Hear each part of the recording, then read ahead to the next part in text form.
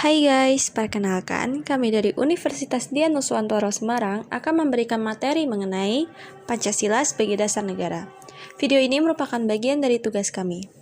Sebelumnya, izinkan kami memperkenalkan anggota kelompok kami yang terdiri dari Mediana Celita, Yesiska Oktavianti, Septi Oktaviani, dan Ulfa Farahani. Yang pertama, Pancasila sebagai dasar negara. Pancasila sebagai dasar negara sering disebut dasar falsafah negara dari negara dan ideologi negara. Dalam hal ini, Pancasila dipergunakan sebagai dasar mengatur pemerintahan negara. Pancasila sebagai dasar negara artinya, Pancasila dijadikan sebagai dasar untuk mengatur penyelenggaraan pemerintahan negara. Pancasila menurut ketetapan MPR nomor 3 MPR 2000 merupakan sumber hukum dasar nasional. Ada gagasan dari Muhammad Yamin yang ia sampaikan pada tanggal 29 Mei 1945. Muhammad Yamin mengemukakan pikirannya tentang dasar negara yang terdiri dari 5. Yang pertama yaitu peri kebangsaan, kedua peri kemanusiaan, ketiga peri ketuhanan, keempat peri kerakyatan, dan yang terakhir adalah kesejahteraan rakyat. Setelah berpidato, Muhammad Yamin menyampaikan usulan secara tertulis mengenai rancangan Undang-Undang Dasar UUD Republik Indonesia yang terdiri dari Ketuhanan Yang Maha Esa, Kebangsaan Persatuan Indonesia, rasa kemanusiaan yang adil dan beradab, kerakyatan yang dipimpin oleh hikmah kebijaksanaan dalam permusyawaratan perwakilan, keadilan sosial bagi seluruh rakyat Indonesia. Lalu ada gagasan dari Profesor Dr. Soepomo. Pada tanggal 31 Mei 1945, Profesor Dr. Soepomo mengemukakan pikirannya tentang dasar negara yang terdiri dari persatuan, kekeluargaan, keseimbangan lahir dan batin, musyawarah, dan keadilan rakyat. Pada tanggal 1 Juni 1945, Insinyur Soekarno secara lisan mengusulkan 5 asas sebagai dasar negara Indonesia yang akan dibentuk, yang terdiri dari nasionalisme atau kebangsaan Indonesia, internasionalisme atau perikemanusiaan, mufakat atau demokrasi, kesejahteraan sosial, dan ketuhanan yang berkebudayaan. Selanjutnya ada fungsi Pancasila. Pancasila sebagai dasar negara dirumuskan dari nilai-nilai kehidupan masyarakat yang berasal dari pandangan hidup bangsa yang merupakan kepribadian bangsa, perjanjian luhur, serta tujuan yang hendak diwujudkan. Karena itu, Pancasila dijadikan sebagai ideologi negara. Fungsi Pancasila kedua yaitu merupakan kesadaran cita-cita hukum serta cita-cita moral luhur yang memiliki suasana kejiwaan serta watak bangsa Indonesia yang melandasi proklamasi kemerdekaan Republik Indonesia pada tanggal 17 Agustus 1945.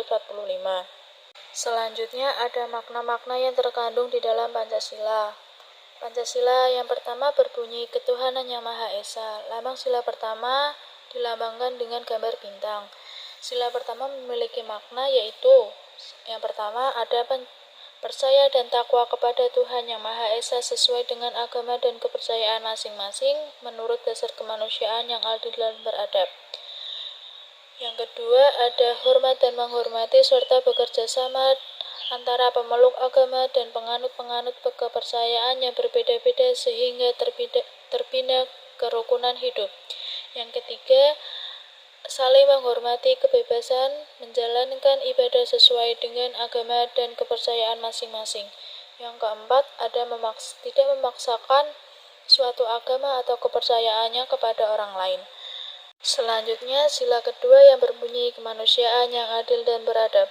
Lambang sila kedua ini bergambar rantai.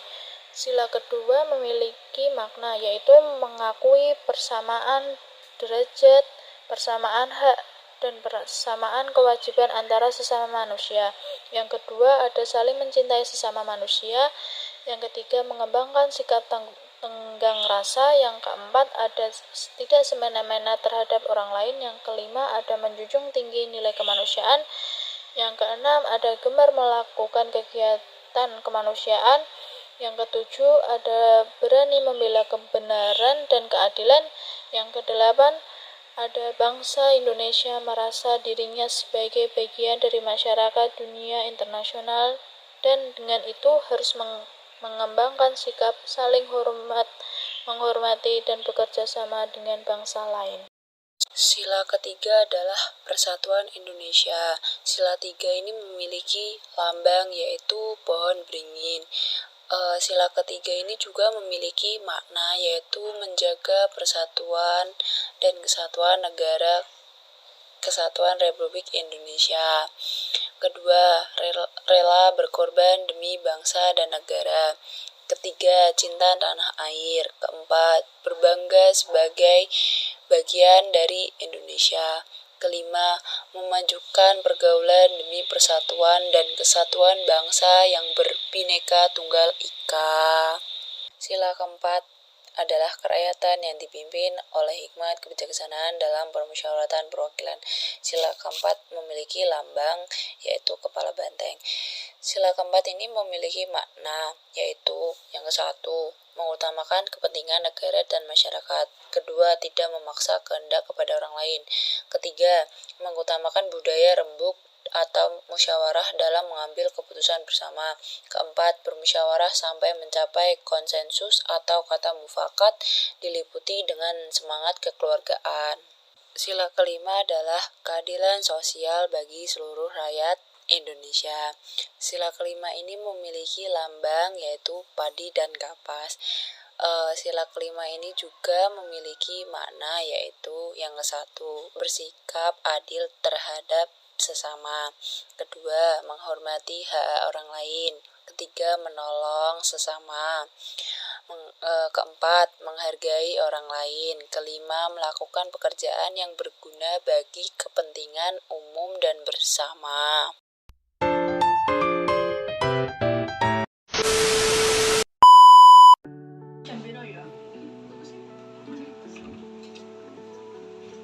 Bentar ya guys, aku mau sholat dulu. Oh iya.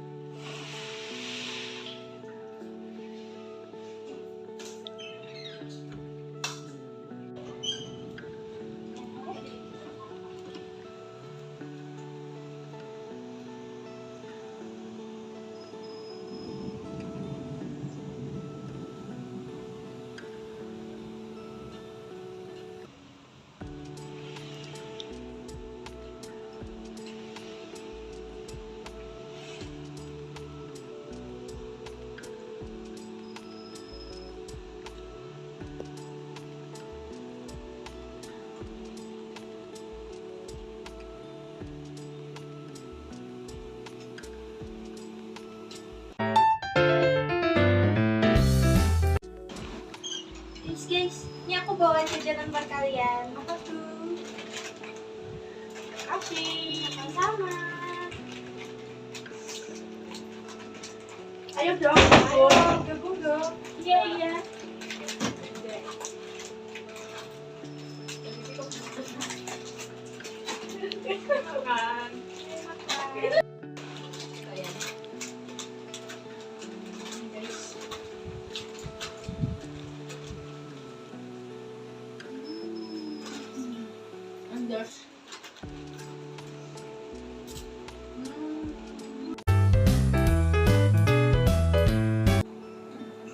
Berangkat mengisi ya. Ayo, yuk. Ayo.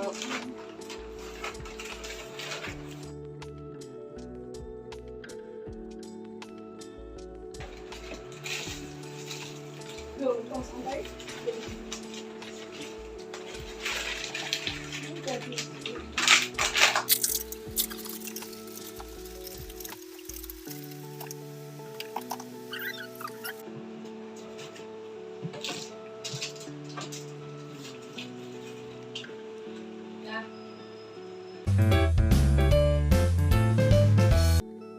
Alzheimer itu apa sih? Menurutku itu kayak penyakit cepat lupa gitu. Menurutku tuh apa ya? Misal aku udah baca buku, tapi tetap lupa. Itu ya mesti dibaca terus. Oh gitu. Ya.